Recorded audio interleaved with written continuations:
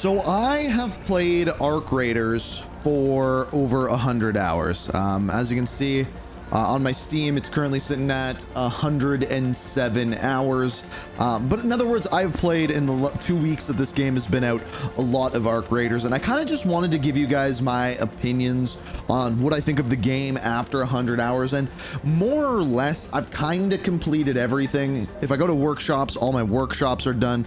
The one thing I've not done nearly enough is my blueprints. I only have 21 out of 68 blueprints, which is not enough, and I think that's because I haven't spent enough time on the Blue Gate, which is where I found the most blueprints. But I spent a good amount of time there, and we'll talk about that in a minute. As far as my Raider goes, sitting currently at about rank 45. I feel like I've done this a little bit slow. All my missions are done. Everything is completed on that front, and even the last thing that I have done as of last night is I have completed my expedition project, which we will talk about in a second what that is. But the interesting thing is, for the first time, they kind of go into what you'll get for completing the expedition. It says, and your next raid. Okay, so first of all, this raider that we have here, once this season's over and they depart, they're gone. You get a new raider, and it says, and your next raider can earn up to 5 skill points more, I'm assuming, based on the total value of those items. So depending on how much you load this with, you get extra skill points for the next season, which I don't know if it's enough, but it's something nonetheless. Now, let's talk about the game as a whole. We're going to talk about the leveling experience. We're going to talk about how good this game is or bad, and just like a kind of overall broad review of what I think of this one. I believe I have some gameplay queued up and ready to go, but I think plain simple, first things first, this game is a pretty much masterpiece. It is one of the best and most fun games I have experienced in quite literally years. This first little bit of gameplay here is on the Blue Gate. I go in, encounter someone, and then I believe we end up fighting some big arc later on. But I went in with Tempest, with the Hull Cracker, with some Endgame stuff. This game changes drastically once you're in what I'll call the Endgame. And we'll talk about all of that, because the gameplay loop in this game is very interesting, and I think very different than probably every other extraction shooter that you played before. But just right away, graphics beautiful, audio beautiful. We all know this. If you played the game, you know exactly what I'm talking about. Now, gameplay loop. The first most important thing to talk about is solos versus trios. So solos in Arc Raiders is mostly, I would say, about 80 to 90% PvE. If you go in and you have a mic and you can communicate with people, 90% of the time you'll be able to be like, hey man, friendly, I'm doing this, what are you looking for? And you kind of able to help each other out. And the reason why that is possible is really good game design, and we'll get to that in a second. Trios, on the other hand, I would say is probably 60 to 70% the other way, like where everyone's PvPing. And I think the game plays better as a PvE game, and it was originally designed for a PvE game, but I also think that the PvP is absolutely and completely necessary. Now this is interesting because, as we talked about yesterday and today, it will be and today, Call of Duty is coming out with an extraction shooter that's a very different type of extraction shooter, and it is not PvP at all. It is all PvE. Now, this is an example of PvP. Now, this is an interesting one because in this game, what essentially happened is I joined in late. I joined in at the 18-minute marker, which in my opinion is the worst thing in this game. When you join into a server late, it sucks. All of the loot is gone off the map. With the 4 maps that we have right now, people know where everything is. Here, I thought they were fighting Ark. Lo and behold, it's a person. This is when I went, oh crap, and they turned and immediately saw me, and I'm like, oh, we're in a full-on PvP lobby. So immediately I was like, okay, get to cover, get some heals. You'll see what ends up happening. But there is a turn of events later on in this one as well. But I really don't get in many of these lobbies. Like this, I would say is less than 1 out of 10. I would say this is like a 1 out of 20 situation. And again, I was kind of okay with it because I joined so late. I wasn't going to get any loot out of this run anyway. So it just kind of worked out. And then lo and behold, this person had 2 blueprints. But because the Ark are so strong, because you're fighting against these giant Ark and these giant things and these giant situations, it's more beneficial for you to team up with people than it is to fight them. That is really good game design. On top of that, the things you are fighting don't look like the Raiders. If the things we were fighting, like in Tarkov or something like that, looked like the Raiders, then they would get mistaken. There would be more PvP. And this is clearly designed, and this is probably my favorite part about this one, it's clearly designed as like a social experiment, right?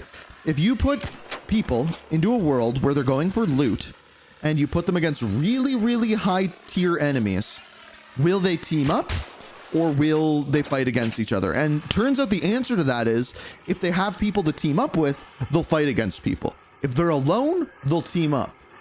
We figured it out. We figured out what actually happens. Now, story-wise, questing-wise, I think, see, I didn't see this guy hiding in that bush. I didn't see him there. I almost turned on him too, but then I realized how low out of health I am and I ran. But anyway, what was I saying? Questing. So I think the quests are good for the most part. I think when you get to the later game, I think they're a little bit too easy. Like if everyone was PvPing, then the quests would be hard. Like going into like the buried city and doing like 6 different things in one game, that would be difficult. But because in solos, nobody is really PvPing, I think they have an option to go in and make these a little bit more difficult, especially with the amount of people that team up together. Also, story-wise, ending extremely abruptly. Like there's no final cutscene. The last cutscene you get for the story is kind of like 10 missions before the end where you see the ground shake and then nothing happens. Now they're obviously doing this because they're setting up for what is next, what is coming in the next season, things along those lines. But anyway, back to the blue gate. I'm going into loot here. Now, this brings up another one of the issues I have with this game.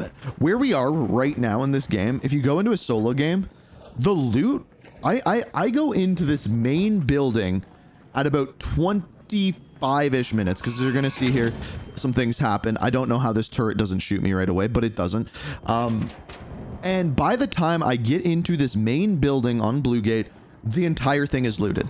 5 minutes into the game. So if I get a bad spawn, if I spawn in partway through the game, it's over. Like I'm not getting any loot. Like I'm not getting anything. And that's why spawning in late sucks. I actually think I saw Lazy make this suggestion that if you spawn, the only way you should spawn in late is if you spawn in with a free loadout. I think that would make it so people would just free loadout PvP way more often, because right now people are going in free loadout just trying to loot up, and I get it. At the beginning of the game, you kind of need to do that. But I think that would add an interesting dynamic. Otherwise, if I'm going in with a full loadout, it's kind of weird to like spawn in so late.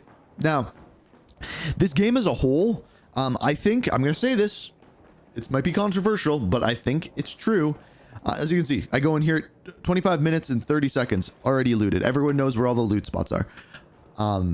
As a looter shooter, I think this is the best game on, or not as a looter shooter, as an extraction shooter, this is the best game on the market. I'll say it.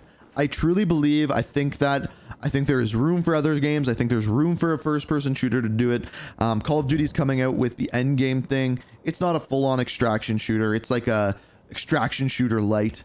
I do think there is more room for games like this. It's clear that this like kind of sandbox social experiment is amazing, and it's what people want. And I think we're going to see more and more of these with the success of Ark, because guess what? This game is incredibly successful. Over 300,000 concurrent players every single day, beating out Battlefield 6 on Steam. It is killing it. So here is where we get into a little bit of a fight. He was almost dead. I probably could. Here's another issue that I have. I feel bad whenever I kill anyone. But when you go in with high tier loot like this, it's really hard to risk it. If there's other solos around, I trust that if someone shoots me, they'll all start shooting each other and nobody wants that. But when it's one person, they see I have a good weapon, I feel as though they're just going to come after me. So that one, I didn't risk it. I also knew he looted this entire area and I wanted his stuff. Now, this comes down to loot. The way looting works in this game is not... If you've played Destiny, Destiny is a looter shooter where you go in, you play a game, you get items, and you get to keep those. It's almost like a dungeon crawler, Diablo style, that sort of game. This game is not that. If you die, you lose your stuff. So this game is very stressful until you get to the point where you're like, everything that I'm carrying right now, these 2 pink weapons that I'm holding, this pink backpack, this pink shield, these are not mine. I am borrowing them. And in fact, my shield might break. These weapons might break. I am borrowing them to get more stuff and to do things and to complete missions and to complete tasks. And if I lose them, I can go buy more. I can now craft more. I have my workbenches done. And honestly, once your workbenches are done and once you have a buttload of money, you don't have to worry. Like if I lose all this stuff, I'll just go buy more. I'll go craft more. And that's kind of where the end game is. But I think that is where this game lacks the most. Once you've killed the queen, done the harvester, completed the missions, done most of the leveling, like there is a lot to do, but once you're done that, it's like, okay, what now? Well, I go in and PvP. Well, I already have everything that I need. Like what is that like final thing? Well, I guess it's finish the expedition thing. Well, I'm already done the expedition thing, which by the way, the 5th level of the expedition, it asks you to like load up a bunch of stuff into it. Just do it the day before the expedition because basically as soon as you're done the expedition and you depart, you lose all your items anyway, and it's basically taking it so you can send those items out on the expedition. So there's no point in doing that final level until that point. I did just because I wanted to see what happened when I was done, but there's really no point whatsoever. Now, I think that's probably like the biggest pain point for me is, yeah, I got 100 hours of playtime out of this game, so I'm really not complaining, but it's once those quests are done, I wish there was like more end game quests. And I guess technically where I could look at this is, okay, well now my end game quests are to find blueprints, right? And those are like more or less completely random. You find more in night raids, that kind of thing. But here is the question that I have is when we have this reset, which I believe is in December, this reset, the expedition happens, half the people do reset, half the people don't. Are all of the missions going to be the same? Is where things found going to be the same? Is the game going to be the same, but with a reset?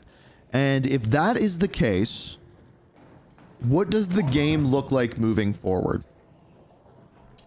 And I think that is where these type of games, I don't want to say struggle. Like the one thing I will say is there's already a new map that is coming in November, I believe, called Stella Montis, or very close to that. And it's supposed to be like an end game map, and I'm really looking forward to that one. And I'm going to have all the gear ready to go. We're going to be playing it, and I think it's really good.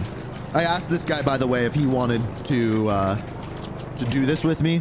He just started hucking nades eventually. He didn't have any wolf packs, but he did end up helping out. But like I said, 90% of solos is PvE. Now, I think where I see this game eventually going is more things like the Harvester, like the Harvester, like the Queen, things like that, things that are very, very difficult to do solo. Maybe you got to find a way to cheese it. Maybe you need to find something like that. But that's kind of where I see this game going moving forward. I don't see them adding anything crazy to PvP. I think they just have it there for the social aspect of it, for the immersion aspect of it, and I think that's a really good way and place to have things.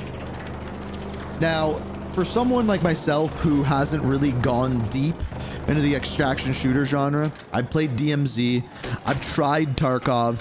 I quickly learned Tarkov was not for me. Will this game feel like the Tarkov niche? I don't necessarily think so, because I think as much as this game does have to grind out and do, it does not have the depth of Tarkov. No game has the depth of Tarkov, just to be clear. But if you want to, I think this is the most females I have seen, and yes, there is a voice changer, I know, but still, the most females I've seen playing this in a genre that I didn't think females would get into, because it's good game design, because they have an interesting aesthetic, because they have good story, because it's easy to understand, and you can learn very quickly, and you're like, okay, well, I'm doing this mission, I need a rusty gear, which was the hardest thing for me to find. If you're looking for it, look in the buses at the north of Dam. Just go in, look over and over again. It took me 3 games to find 2. So that's probably the best place for you to look. Anyway, it's very easy for me if I'm playing this to be like, okay, I'm playing through it. It makes a lot of sense. I've leveled up my workbench. Okay, I need a motor. Where do I find motors? Look it up. Boom. Bob's your uncle. You go to that location on this map. You learn the loot routes. This took me, I believe, I want to say about 50 hours, 40 hours maybe, to complete all of the missions the first time. I guarantee you, if it's the same missions going into the next season, it'll take me probably 10 at the very, very, very most. Just because I know where all the exfils is, I know where everything works. Part of this game is just learning the maps, learning how things work, learning. Once I realized I'm nearly unstoppable with an anvil, it was just like, okay, I go in with an anvil, a backpack, a safe pocket, and I can buy medium shields over and over and over and over and over again.